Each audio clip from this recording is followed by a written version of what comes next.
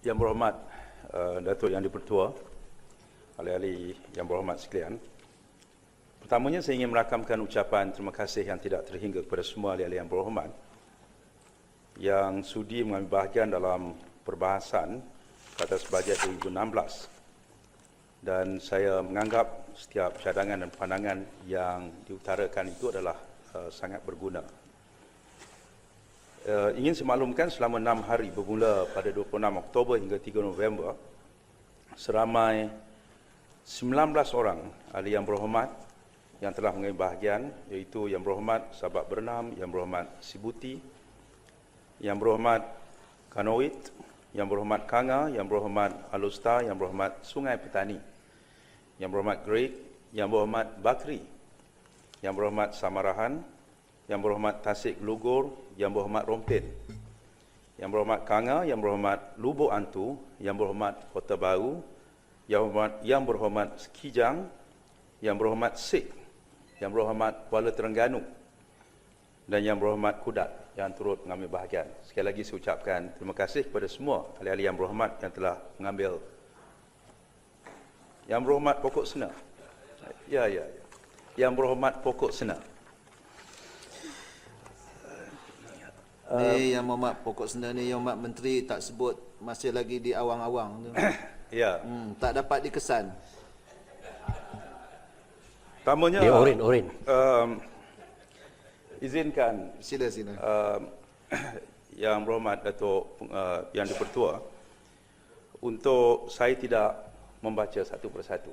Saya cuba untuk menggariskan segala perbahasan ini mengikut daripada hala 7 kementerian dan juga hala 7 bajet ini, di mana pada dasarnya perlu kita sama-sama hayati bahawa kita masih lagi dalam perjalanan untuk menjadikan sebuah negara yang kuat, dan negara yang kuat itu mesti dilihat salah satu daripada aspek yang penting ialah kekuatan dari segi jaminan makanannya, kekuatan dari segi kedaulatan makanan juga, food sovereignty, dan bagaimana akhirnya kita menjadikan negara kita sebagai negara yang mampu untuk mengeluarkan produk-produk pertanian, terutama sekali kekuatan makanan kita yang bukan sahaja cukup untuk rakyat kita dan mampu untuk ekspor, kerana ekspor itu sendiri akan dapat membantu memperkuatkan bukan sahaja mata wang ringgit kita, tetapi juga membantu mereka yang terlibat dalam industri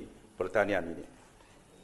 Dan bagi tujuan tersebut, perkara-perkara yang ditimbulkan ialah antara bagaimana kita memastikan bahawa kekuatan kita dari segi food security, jaminan makanan kita ialah dari segi bagaimana kita dapat menghasilkan beras yang mencukupi.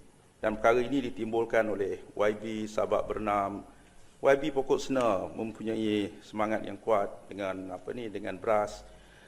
Terdapat ramai YB yang menyebutkan tentang isu yang berkaitan dengan beras ini. Dan kita tahu bahawa buat masa sekarang, kalau tujuan ataupun sasaran kita untuk mencapai 100% keupayaan kita berdiri sendiri ataupun self-sufficiency level masih lagi berada di peringkat 70%. Di mana jelapang-jelapang padi yang kita ada sekarang ini mampu untuk menghasilkan 70%. Tetapi pihak kementerian berpendapat untuk menjadikan 100% sebenarnya boleh kita perbaiki berasaskan pada jelapang padi yang sudah sedia ada. Sama ada di Selangor, di Perak, di Kedah, di Kelantan dan sebagainya, kerana apa yang kita perhatikan terdapat banyak jurang dari segi efisiensi penggunaan tanah-tanah yang ada pada waktu sekarang. Artinya, sekiranya kita mampu untuk meningkatkan efisiensi ataupun kecekapan tanah-tanah yang ada, saya kira mencukupi untuk menghasilkan beras yang diperlukan oleh negara pada hari ini. Jadi sebab itu kita lihatkan terdapat gap yang besar, misalnya di Sekincang, di mana 1 hektar tanah mampu untuk menghasilkan antara 12 hingga 14 metrik tan. Tetapi kalau di Kelantan hanya antara 4 hingga 5 metrik tan sahaja. Kalau kita dapat membantu untuk mempertingkatkan keupayaan di Kelantan dan di Kedah, kita kirakan bahawa ianya juga akan dapat membantu untuk meningkatkan SSL ataupun self-sufficiency level bagi negara kita. Dan sebab itulah ada beberapa pendekatan yang kita boleh gunakan. Jelapang-jelapang padi yang baru di Rompin misalnya, kita gunakan jelapan padi itu untuk menghasilkan beras-beras yang istimewa.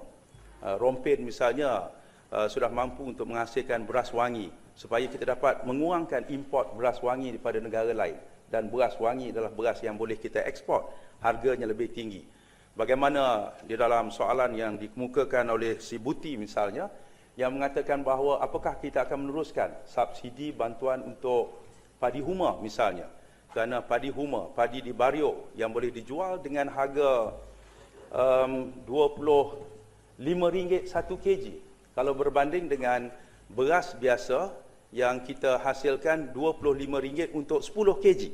Jadi ini antara perkara-perkara yang kita lihatkan bahawa penggunaan jelapang-jelapang padi baru ialah digunakan untuk tujuan menghasilkan beras-beras yang berkualiti tinggi. Sedangkan untuk SSL tadi ialah bagaimana kita mengukuhkan jelapang padi yang sedia ada. Sebab itulah salah satu daripada perkara yang selalu kita timbulkan supaya orang tak lari daripada menjadi petani, menjadi pesawah. Itu adalah satu perkara yang penting di sini. Kerana menghasilkan padi adalah sebahagian daripada keperluan negara dari segi keselamatan negara. Sebab selalu kita sebutkan untuk mengukurkan kekuatan negara. Yang berhormat, Mersing. Ya, sila. Terima kasih Yang Berhormat Menteri. 2 hari lepas saya tengok 1 jam wawancara live Yang Berhormat Menteri. 100 hari dalam kementerian. Lihat kepada temu bual Menteri, saya pasti yang kementerian akan pergi menjurus kepada kecukupan security dan juga sovereignty beras ni. Yang Mohd tadi sebut pasal Rompin. Rompin dengan Ndau ni sebelah-sebelah. Dia berkongsi sungai Ndau. Tahun lepas Yang Amat Berhormat Perdana Menteri mengumumkan jelapang padi baru di Rompin. Saya nak tanya Yang Berhormat, kita tahu ladang di Sekincan tu boleh mencapai sehingga 12 ke 14 metrik tan 1 hektar. Kalau kita banding dengan Indonesia, pengeluaran padi mereka juga ke arah itu. Tetapi bantuan pemerintah kepada penanam-penanam padi di Indonesia kurang berbanding dengan kita. Tambahan pula Jabatan Pengaliran ni di luar Kementerian Yang Berhormat Menteri. Jadi bagaimana koordinasi antara memastikan bekalan air ke sawah-sawah ini mencukupi, sementara kementerian tidak ada kawalan kepada bekalan air JPS ni. Dan kalau boleh masuk ke dalam musim. Orang yang memproses padi di Rompin adalah orang yang sama dan kebanyakan mereka daripada Kedah.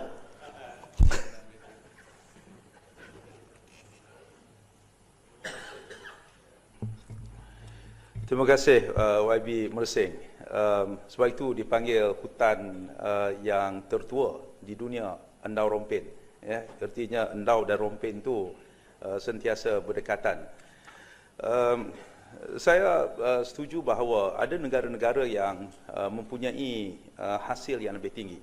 Tetapi ini mesti dilihat dalam semua aspek, dari segi tanahnya, dari segi perairannya dan juga dari segi inspirasi dan keupayaan petani itu sendiri. Dan mungkin ada beberapa perkara yang berkaitan dengan dasar kerajaan itu sendiri. Misalnya apabila kita telah bantu banyak petani-petani, terutama sekali di bawah kepimpinan rakan saya YB Bera misalnya, telah menaikkan harga padi daripada 800 hingga 1,200 yang banyak membantu petani. Ada tempat-tempat yang menimbulkan kegairahan di kalangan petani itu untuk potong cepat padi mereka. Dan ini juga antara perkara yang dikatakan hilang efisiensi di peringkat penuaian, hilang efisiensi yang ditimbulkan di peringkat transportation ataupun pengangkutan dan juga di peringkat perkilangan dan sebagainya. Ini antara perkara-perkara yang kita lihat. Sebab itulah dalam bajet pada kali ini, antara yang disebutkan ialah peningkatan dari segi skim subsidi harga padi, iaitu berdasarkan pada pemutuan yang sebenarnya. Dia menggalakkan petani-petani untuk mengeluarkan padi yang lebih efisien. Kalau dahulunya boleh terimalah 20-30%, tapi maksimumnya hanyalah 20%. Dia potong. Tetapi kali ini dia menggalakkan pemutuan yang sebenar, tetapi di bawah bajet yang ada sekarang ini subsidi ditambah. Setiap satu metrik tan, kalau dahulu RM24, RM248.10 kepada RM300. Dan dia andaikan sekiranya seorang petani yang mempunyai 2 hektar padi dianggarkan dia boleh mendapat pendapatan yang lebih tinggi sehingga RM1,400 sebulan. Jadi ini antara perkara-perkara yang kita lihat bahawa ia dapat membantu, dan saya setuju kita akan lihat di bawah jelapan padi di Rompin perlu peningkatan, kerana dalam bajet kali ini juga disebut tambahan-tambahan kepada AIDA, iaitu jelapan-jelapan padi di luar daripada kadar, madar dan sebagainya. Ianya adalah bajet-bajet tambahan yang diberikan di sana. Ini adalah sebahagian daripada bantuan-bantuan untuk kita dapat menghasilkan padi ataupun beras yang memenuhi tuntutan apa yang disebutkan sebagai sara hidup kita. Tetapi kita lihat juga bahawa dalam konteks makanan, padi hanyalah satu daripadanya. Skim bantuan sebanyak 2.2 bilion setahun dalam pelbagai insentif dan subsidi untuk industri padi ini. Kita juga melihat dalam aspek yang lain. Misalnya Rompin bertanya tentang aquaculture. Ya, kita tahu bahawa sasaran kita mahu pada tahun 2020 nanti pengeluaran ikan kita berasaskan pada aquaculture sehingga 48% contohnya. Pokok senang. Ya, sila Pokok Senang. Terima kasih Datuk Yang Betul. Terima kasih Yang Hormat Menteri. Saya nak dapat penjelasan, kalau boleh dapat dijelaskan. Sebab petani-petani sendiri pun tidak jelas permutuan sebenar tu. Sebab yang Berhormat Menteri Keuangan menyebut tu mungkin contoh 20%. Adakah itu bermaksud bahawa permutuan sebenar itu maknanya dia tak boleh, dia tak akan lebih daripada 20% ataupun dia tak akan kurang atau macam mana? Ini yang menimbulkan kegelisahan di kalangan petani. Dia nak tahu permutuan sebenar.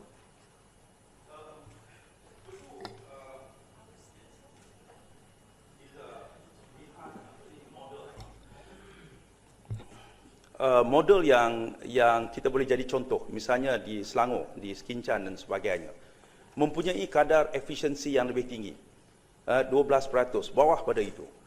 Jadi dahulu ada sekatan, kata teruk macam mana pun 20%. Jadi pemutuan yang sebenarnya untuk menggalak dan mendidik pada penanam-penanam padi, pastikan dia mendapat tahap efisiensi yang tinggi. Dia tidak boleh lagi mengatakan bahawa tak apalah, paling tinggi 20%. Itu yang dimaksudkan pemutuan sebenar. Kalau dia 25%, 25% akan dipotong. Jadi itu antara perkara yang kita lihat, tetapi dianya akan ditambah lagi dengan skim subsidi harga padi tadi. Kalau anda dapat mengeluarkan padi yang sebenarnya, sebanyak ini tambahan daripada subsidi daripada RM248.10 kepada RM300. Ini adalah satu kaedah yang kita rasakan salah satu daripada faktor untuk meningkatkan efisiensi level, supaya mereka yang mengeluarkan padi, dia pastikan ianya lebih efisien di sini. Ya, ada 2 yang bangun Pokok Sena 3, Pokok Sena, Rompin dan juga Jerlun. Yang mana satu Yang Hormat? Ya. Terima kasih Hormat Menteri. Sabar Ustaz Jerlun. Sama-sama kawasan padi. Cuma macam saya sebut tadi lah, bahawa saya, dalam perbahasan saya minta kerajaan ada pertimbangan khususnya kepada keadaan-keadaan environment yang bukan kerana tidak ada kecekapan kemahiran, keupayaan petani-petani itu nak mengeluarkan padi yang bermutu tinggi dan sebagainya, tetapi kadang-kadang dia dipengaruhi oleh environment, hujan, saliran air yang tidak begitu baik dan sebagainya, musim penyakit. Ini kalau di Kedah, kalau tak silap saya, Jolun, ini musim akan datang, ni musim yang memang kerap diserang penyakit. Jadi ini yang menyebabkan akan berlaku permutuan tu yang akan menyebabkan kehilangan yang begitu besar. Macam saya sebut di Rompin tahun sudah, musim pertama 2014, potong antara 25 ke 30%. Kerana di situ tu maknanya environment pasarana dia tidak mencukupi. Jadi kerajaan harus ada pertimbangan-pertimbangan ini. Kalau tidak, nanti saya rasa bahawa macam saya sebut bahawa kalau 10 tan pendapatan hasil padi dia 20% saja dia akan hilang 2 tan, RM3,000 dia akan hilang. Jawapan lainkah kita sedia untuk melihat apakah yang dimaksudkan environment yang berkenaan itu? Saya rasa tidak rigid dalam soal ini. Terima kasih. Yang berhormat, Rompin. Terima kasih yang Tok Sri Yang Dipertua. Dasar pemberian subsidi ini, adakah kerajaan boleh memikirkan semula bahawa subsidi ini terus, harga padi ini diberi kepada petani terus, dan harga subsidi itu diberi kepada kilang. Tukar dia punya polisi. Bagi menggalakkan petani untuk mengeluarkan padi yang lebih bermutu, maknanya petani akan mendapat terus harga semasa. Tapi subsidi padi diberi kepada kilang. Kena naik harga padi. Yang keduanya, dasar untuk memberi subsidi kepada petani berdasarkan kepada TOL dan tanah. Saya beberapa kali melihat akta padi. Tidak disebutkan untuk mensyaratkan bahawa subsidi itu diberi kepada petani yang memiliki geran tanah dan sebagainya. Maknanya, cuba Kementerian Ubah Dasar, siapa yang tanam padi, dia beri harga padi. Ini boleh menggalakkan peningkatan pengeluaran harga padi. Ini saya dengan Mersing memang berjuang untuk petani-petani. Kami satu sungai. Kami pun bersaudara sebenarnya. Dia pangkat anak saudara saya sebenarnya. Dia tak boleh deraka lah. Apa yang saya cakap, dia mesti ikut. Ya. Jadi Mersing dan Rompin sama-sama berjuang. Yang Muhammad Rompin saya lihat ketinggian sama dengan Mersing. Tinggi saya sikit. Tinggi jauh sikit.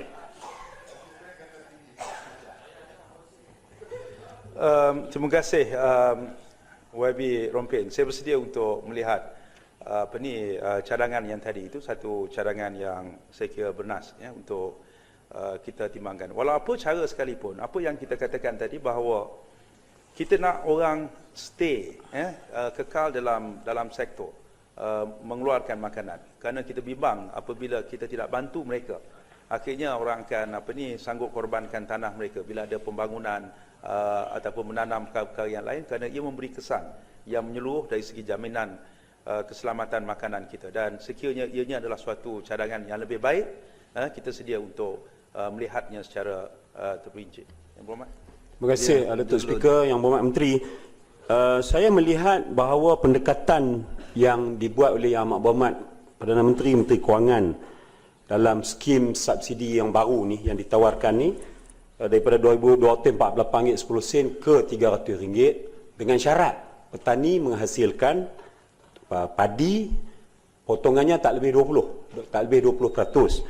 Jadi selama-lama ini kita sedar kerajaan telah pun memberikan subsidi yang banyak, RM2,456.50 satu hektar, merangkumi baja, benih, input pertanian, traktor, semua termasuk subsidi harga padi, termasuk harga beras semua.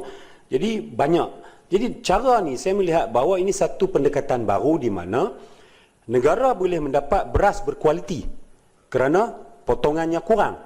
Maknanya petani, Datuk Yang Berhormat Pokok Sena kena ingat, petani Pokok Sena kena hantar padi potongan tak lebih 20 ke bawah, baru layak dapat subsidi ni, insentif. Jadi negara dapat beras yang cantik, petani yang rajin, yang bekerja kuat, yang menjaga sawah mereka ini akan mendapat pendapatan yang lebih.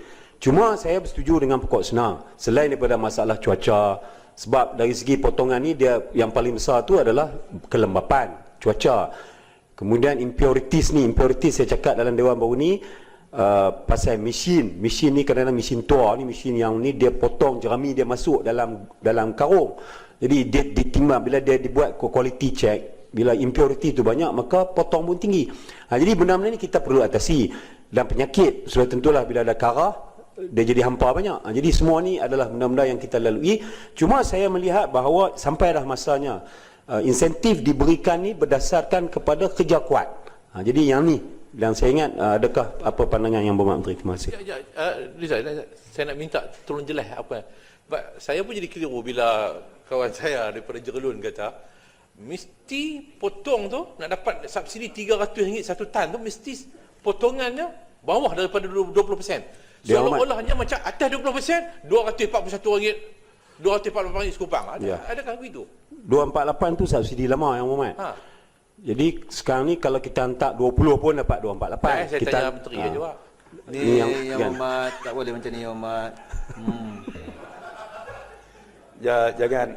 Jangan bimbang Kita dapat 300 berdasarkan pada apa yang akhirnya dihasilkan. Sebenarnya kalau dilihat kan hasrat pemutuan sebenar ni dah lama. Sebab itu kalau sepatutnya daripada awal lagi ianya dibuat secara timbal balas. Harga padi dinaikkan dulu RM800 saja per metrik tan. Sekarang ini naik RM1,200. Sepatutnya perkara itu dihargai dengan meningkatkan keupayaan petani-petani kita untuk menghasilkan berdasarkan kepada tahap yang lebih tinggi lagi. Jadi kalau kita lihat misalnya kalau di Selangor average pemutuannya 18%. Tapi kalau di Kelantan sampai ada yang 27%, banyak sangat 27%. Betul kata ada faktor-faktor tadi ataupun kita dilihat ada faktor-faktor lain. Misalnya faktor memang kalau faktor saliran kita kena bantu saliran. Kalau faktor traktor dan sebagainya, jentera kita kena lihat jentera. Tetapi kalau dilihat faktor ini faktor sikap misalnya, jadi kita kena memperbaiki soal sikap itu supaya mereka dapat menghasilkan apa yang dimasukkan tahap efisiensi yang lebih level, yang lebih tinggi yang dimasukkan tadi.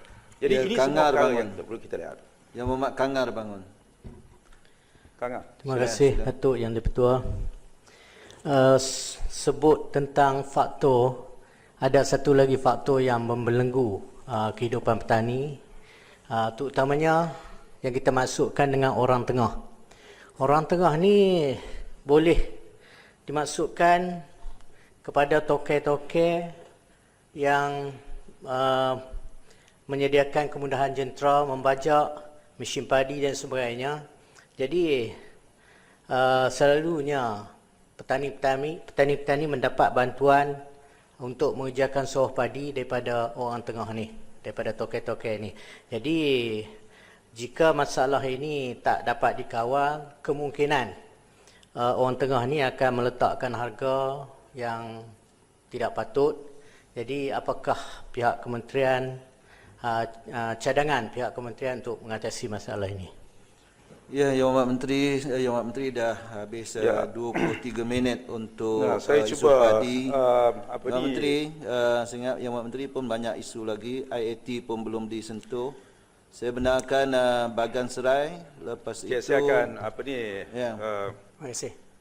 Ya, ada beberapa perkara tadi saya akan sebut secara beberapa cadangan yang melihat yang dimaksudkan siapakah yang tidak memberikan harga yang sepatutnya dan sebagainya, kerana di kalangan penanam padi sepatutnya tahu pada siapa yang perlu diberikan ataupun dijual, dan sekiranya mereka ini terikat kerana faktor-faktor yang tertentu, itu adalah antara perkara yang kita akan bantu untuk menguruskannya. Yang Menteri, boleh? Ya. Sekejap. Ini soal padi. Sebelum speaker buat keputusan pasal padi ini. Ini saya terbaca satu usaha daripada kawan saya di Sabah, yang mana padi itu ditanam dalam polybag yang dipanggil SRI, cara SRI. Jadi ini selain daripada padi bukit, mereka adakah kementerian menggalakkan yang penduduk-penduduk di luar bandar yang bertanam secara kecil, tak ada sawah, tak ada terbukit, tapi boleh tanam di belakang rumah, di keliling rumah, yang mana ditanam dalam polybag. Jenis benih ini, dia boleh perbet kepada 20-30 kali dalam satu pokok. Jadi ini dia punya buah lebih menghasilkan selain daripada memberi padi daripada. Ini satu usaha yang mungkin kementerian belum saya terbaca dalam kementerian adakah program ini diperkasakan di luar bandar. Ya. Saya kira belum ada secara menyeluruh. Ini satu cadangan yang perlu saya teliti, tanam padi dalam beg. Ini cerita, ya saya tahu, tetapi saya tahu, saya pun terkejut bila Putatan bangun tadi, bila pula Putatan ada padi ini, tetapi dia ada padi dalam beg. Saya akan melihat perkara ni. Yang Muhammad, Datuk Yang di-Pertua, tadi saya sebutkan tadi dalam konteks yang lebih menyeluruh, apabila kita katakan bahawa tentang jaminan keselamatan makanan ini bukan sahaja dilihat dari segi padi.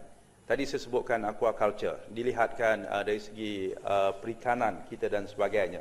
Ada isu-isu yang ditimbulkan di kalangan ahli yang berhormat tentang perikanan yang melibatkan tentang soal bagaimana untuk kita memastikan bahawa ikan kita sentiasa cukup dan sebagainya.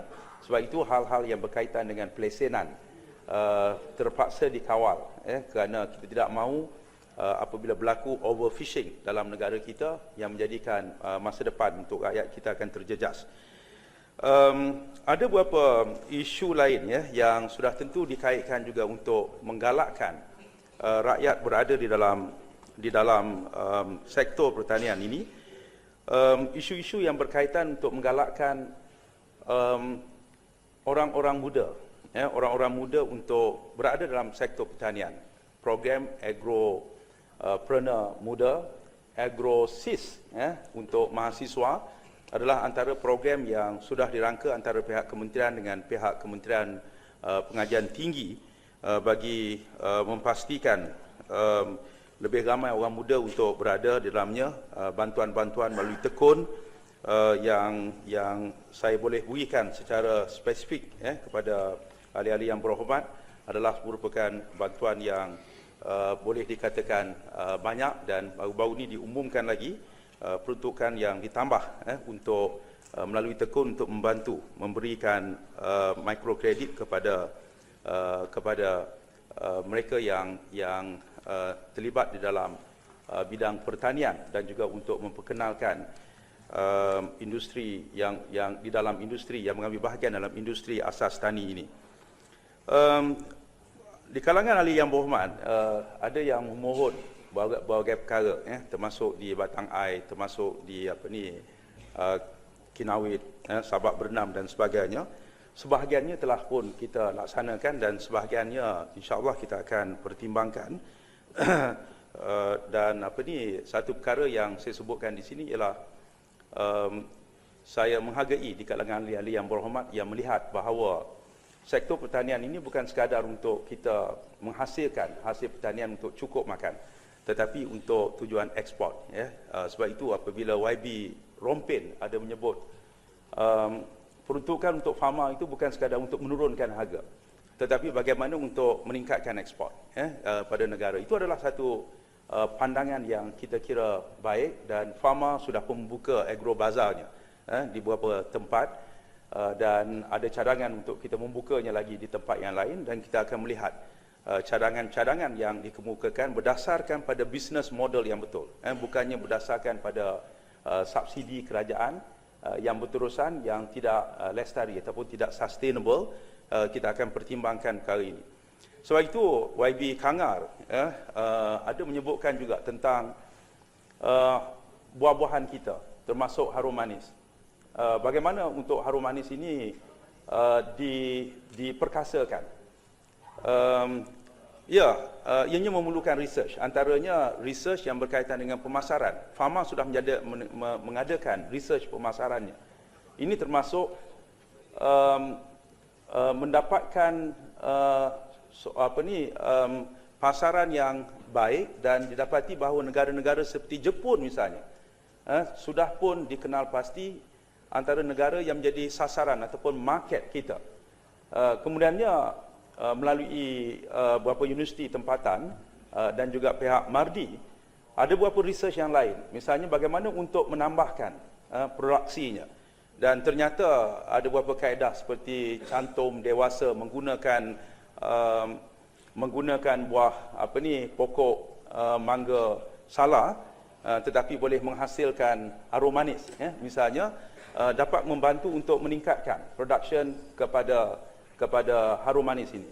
Tetapi ada isu yang lebih besar lagi. Misalnya boleh tak harum manis ini ditanam di luar daripada kawasan Perlis?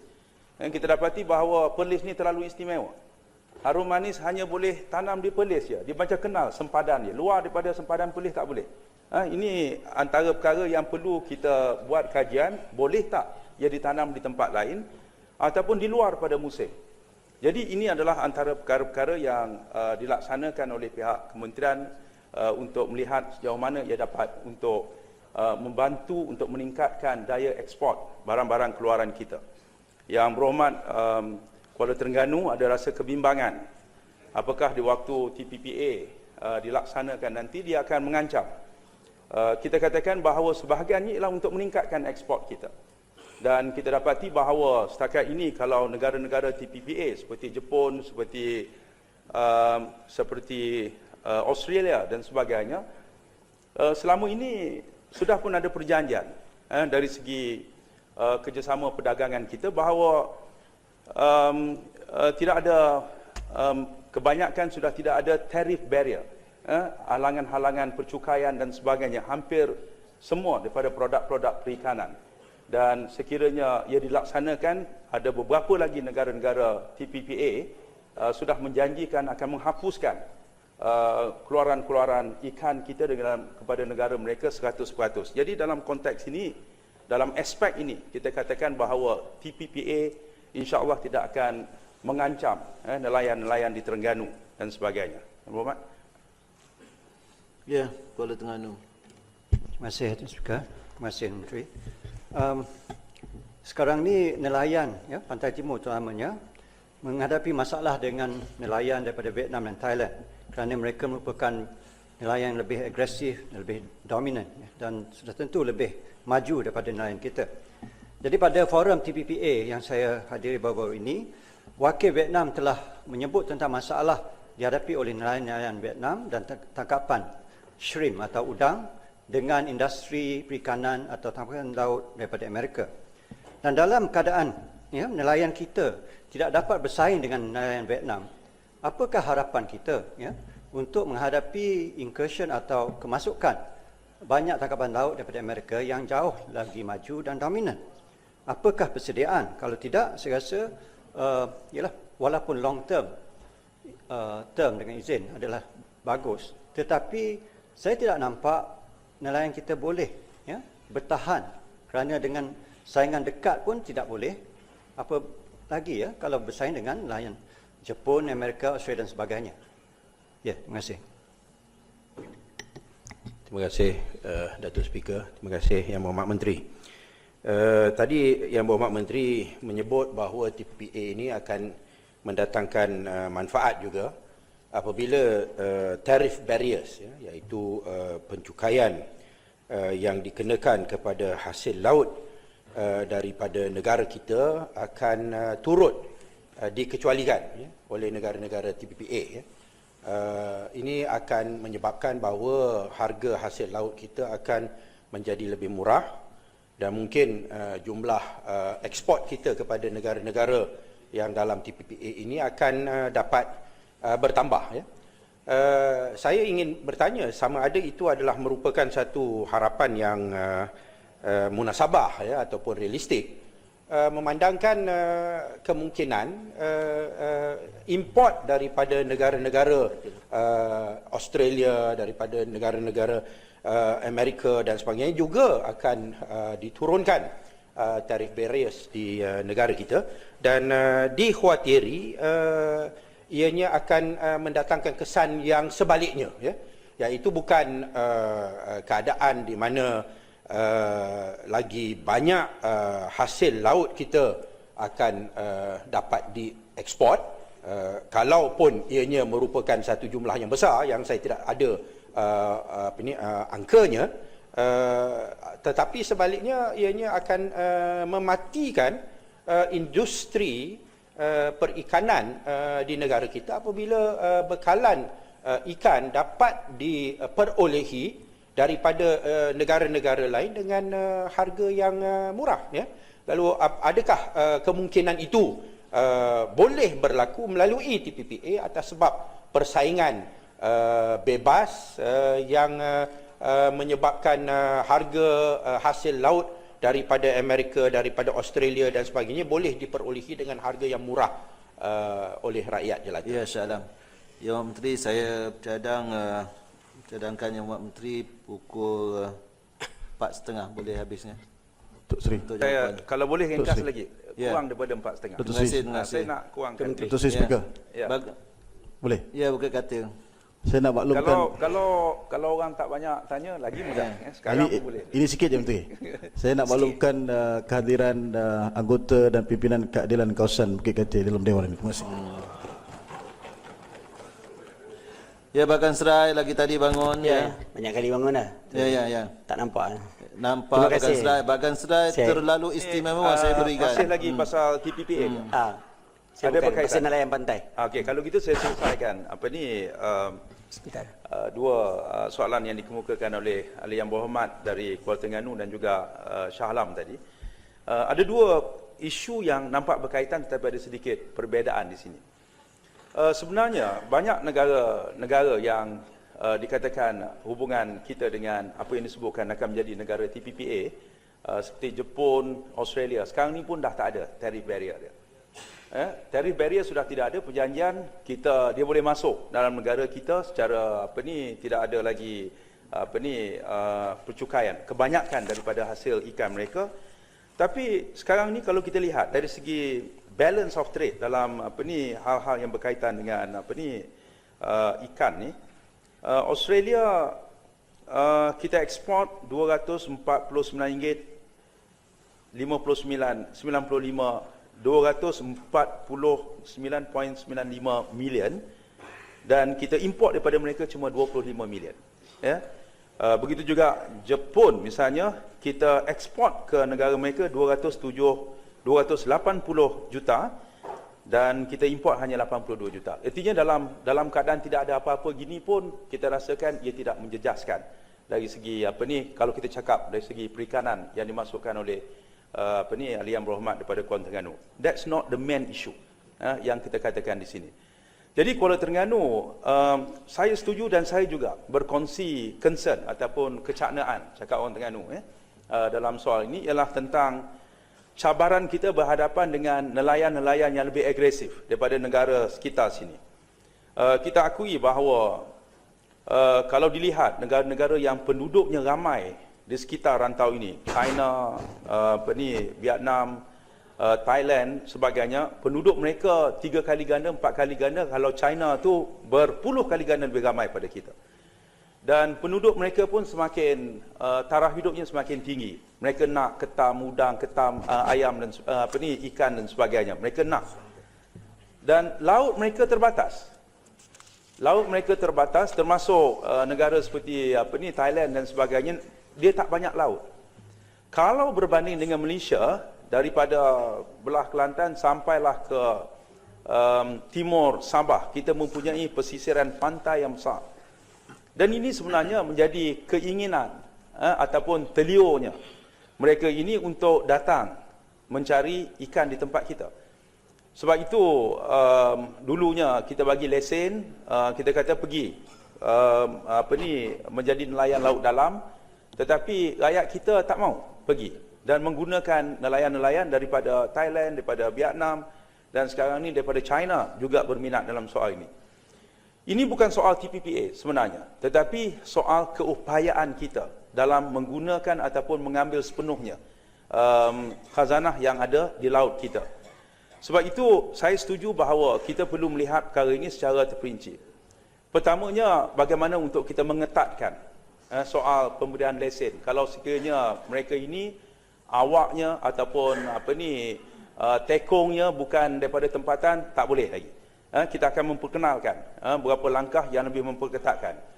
Keduanya, dari segi kalau guna bot, dia kata nak beli bot daripada negara-negara sekitar sini, daripada Thailand, daripada Vietnam, daripada China, daripada Filipina dan sebagainya, tak boleh. Kerana kemungkinan dia guna lesen kita, dia kata ni bot dia, tetapi dia punggahkan ikan tu di tengah-tengah laut. Dan kita tahu bahawa kita tidak boleh benarkan ikan yang menjadi khazanah negara ini dipunggah ataupun dirompak orang keluar. Jadi ini antara perkara yang perlu kita lihat dan kita tak boleh benarkan di masa yang akan datang. Ini satu perkara yang kita rasa serius. Tapi dalam masa yang sama kita bangunkan di kalangan orang kita dari segi keupayaannya. Sudah ada akademi latihan perikanan sekarang, supaya kita dapat lahirkan di kalangan nelayan-nelayan yang berjiwa besar, yang moden, yang mampu duduk di tengah laut sebulan, 2 bulan dan sebagainya. Ini mengambil sedikit masa, Yang Berhormat, dan saya percaya bahawa saya berkongsi dengan Yang Berhormat tentang kecanaan kita terhadap hasil laut. Ada negara jiran sebenarnya langsung dia tak akan bagi lesen pada orang yang di luar daripada negara mereka dan sebagainya. Dan soal ini kita akan jadi panduan untuk lebih berkeras dalam bagaimana dasar kita memberikan lesen laut dalam dan sebagainya soal ini. Saya rasa saya boleh Yang Berhormat bagian serai. Terima kasih Datuk Speaker, terima kasih Datuk Menteri.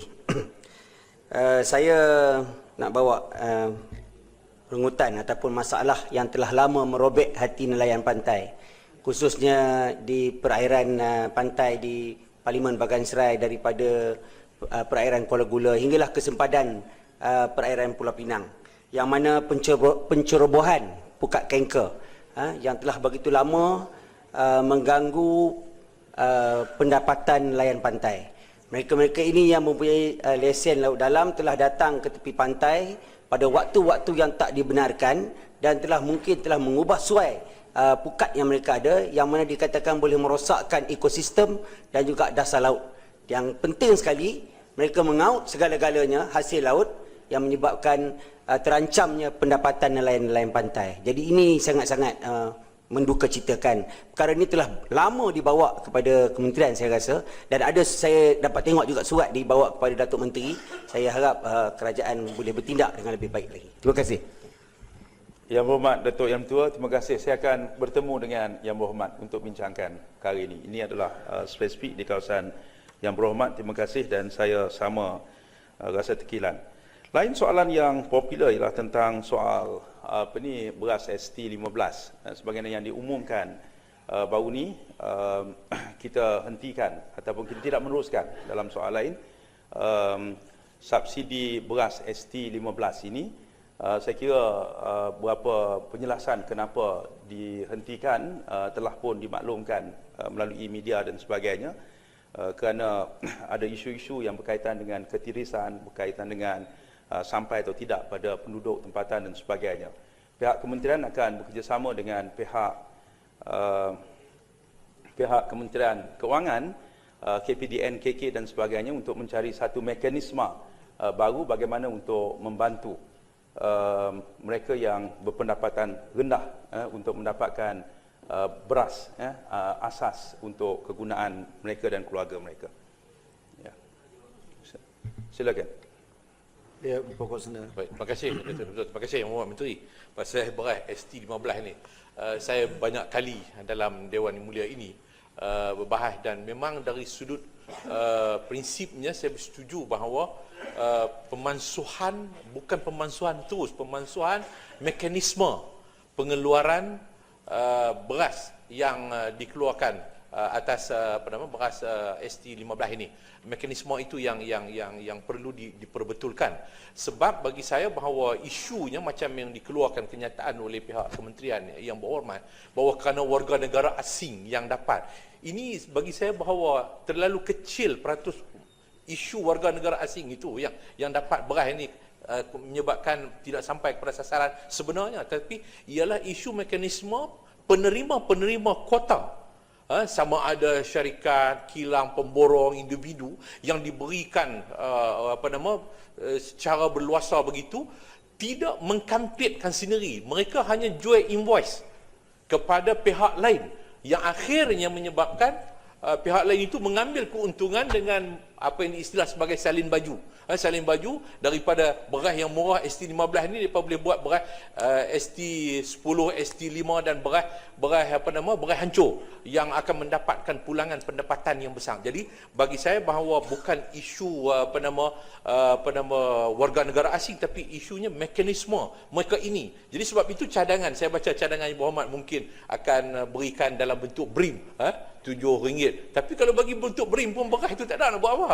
Jadi sebab itu beras ST15 yang dikeluar itu sebahagiannya kalau ada pun di pasaran sebelum ini, beras yang memang campuran ya, bukan sebenarnya 15% hancur, lebih daripada 15% hancur. Ini satu penipuan. Jadi sebab itu saya minta supaya pokok senar jangan panjang-panjang. Saya minta dikaji balik supaya masih wujud beras ST15 ini, tetapi mekanismenya mesti berlain. Sama ada pada pengilang terus yang mengkampit, kemudian dilantik peruncit-peruncit yang tertentu yang untuk memastikan sampai kepada sasaran.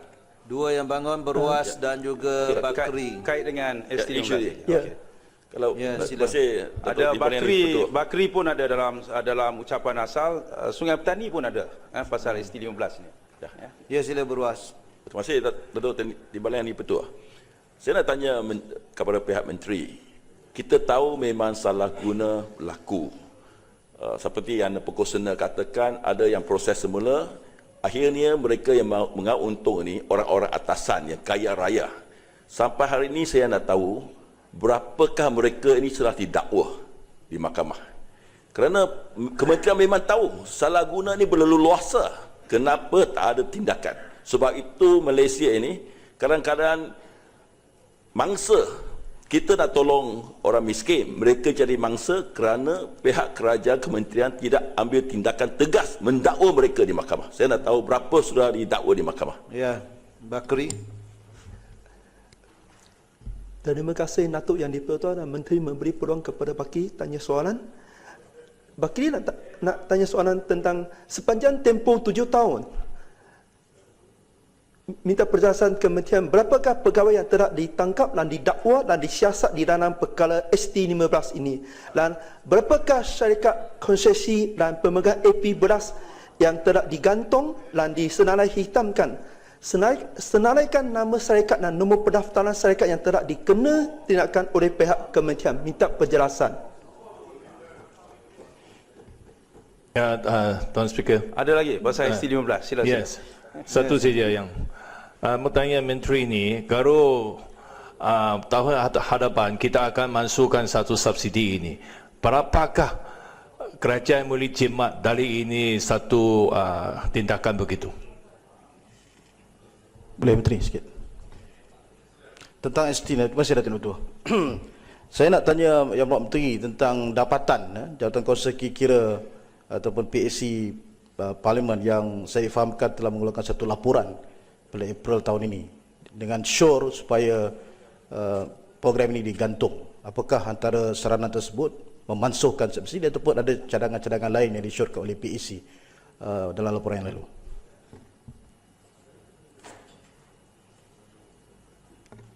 Itu saja pasal ST15. Terima kasih.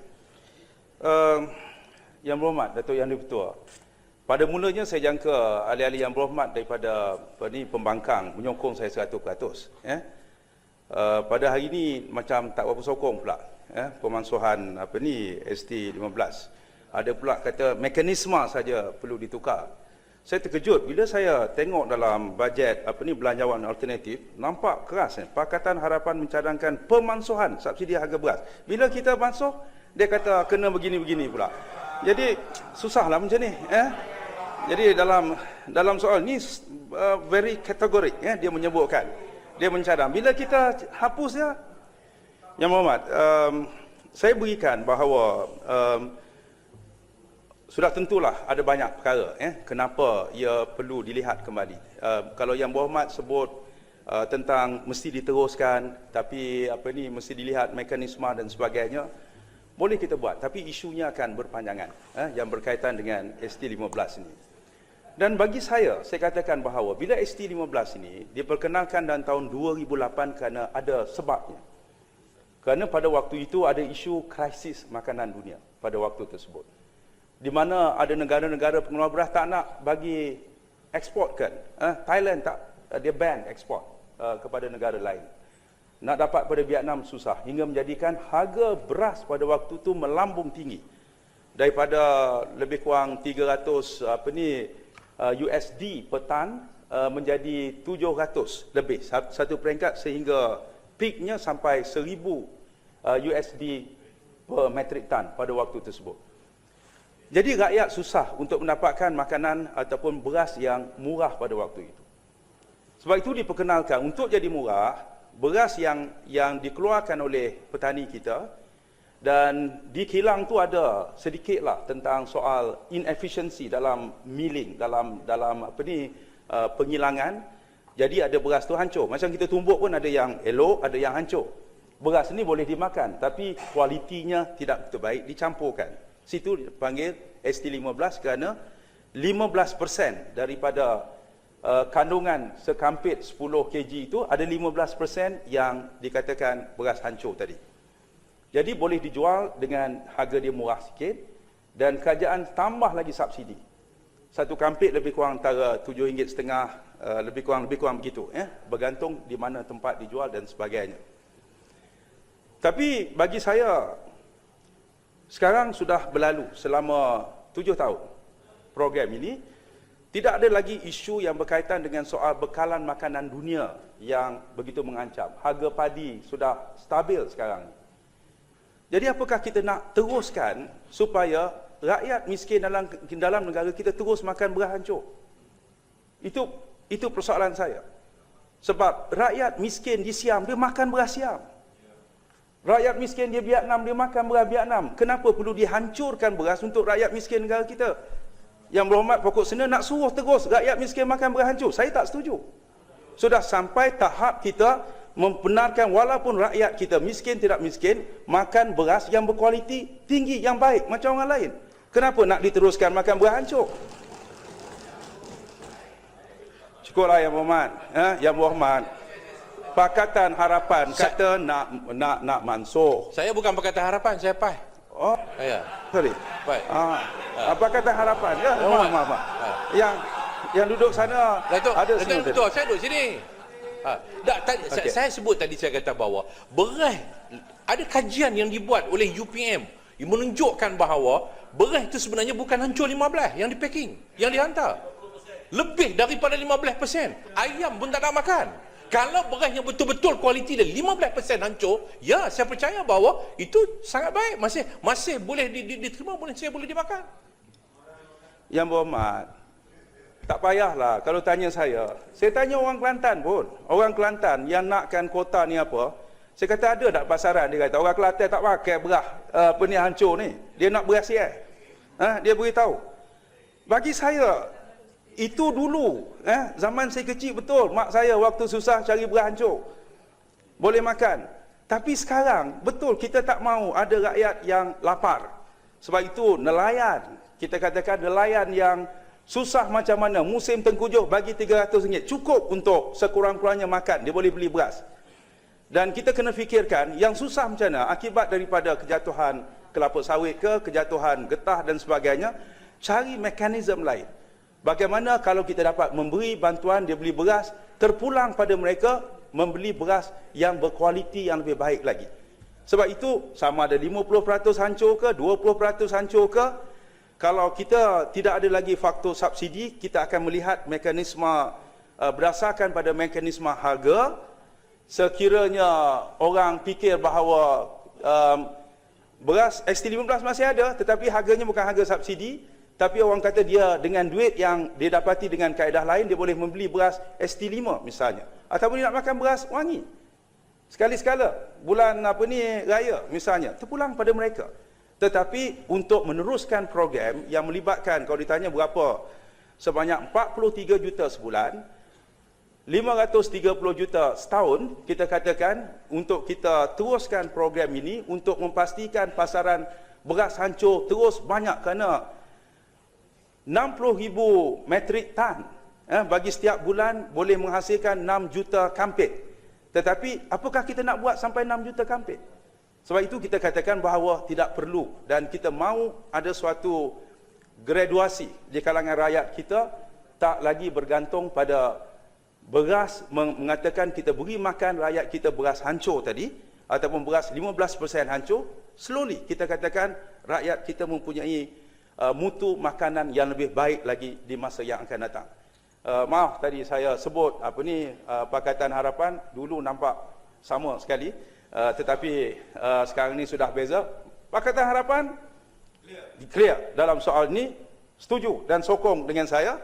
Dan kita katakan, yang ini nak suruh 15 ada lagi, saya kata saya tak setuju. Kita pastikan rakyat kita makan beras yang lebih berkualiti lagi di masa yang akan datang. Tapi menteri yang sokong Pakatan Harapan, saya menteri yang sokong dasar Pakatan Harapan. Kita punya keluar dulu. Okeylah tu. Bajet tu kemudian. Bajet kita keluar lebih dulu. Kita Saya ucapkan terima kasih lah bajet kepada menteri. ini, input yang sudah saya berikan jauh lebih lama daripada buku ini dikeluarkan.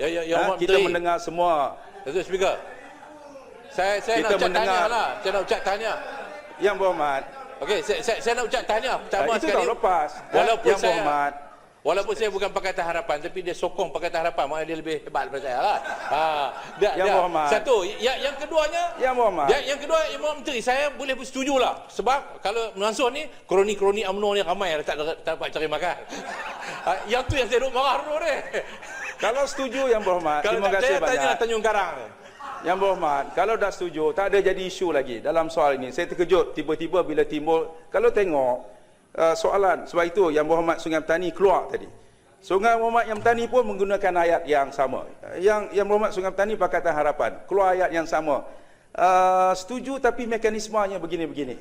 Waktu dalam buku lain, di luar dah lain dah dalam soal ini. Tapi walau bagaimanapun saya ucap terima kasih pada ahli-ahli Yang Berhormat yang mengambil bahagian. Belum jawab berapa yang ambil tindakan. Itu yang penting. Saya maklumkan tadi setakat ini daripada tahun sehingga tahun 2010 ada 58 mereka yang telah diambil tindakan dengan kaedah, dan didakwa mereka yang apabila ada aduan dihentikan, dari segi tanggungjawab mereka untuk mengedar. Ambil tindakan itu bukan tugas mendakwa, bukan tugas Kementerian Pertanian. Sama ada pihak pendakwa raya yang akan mengambilnya, boleh mengadu kepada SPRM, boleh mengadu kepada Maksud polis, saya, boleh mengadu. bila kementerian dapati bahawa mereka telah tidak melakukan cara yang betul, adakah kementerian sendiri membuat report? Kerana mereka telah pun mengabaikan tanggungjawab sebenar, dan mereka telah menghilangkan wang yang dikeluarkan oleh kerajaan sendiri. Terima kasih Jadi sepatutnya di atas kementerian yang buat report kepada SPRM ataupun kepada pihak polis. Terima kasih di atas cadangan yang dimukakan. Terima kasih Yang di-Pertua, Datuk Seri Yang di-Pertua. Terima kasih pada ahli-ahli yang berhormat. Sekian, terima kasih. Saya jemput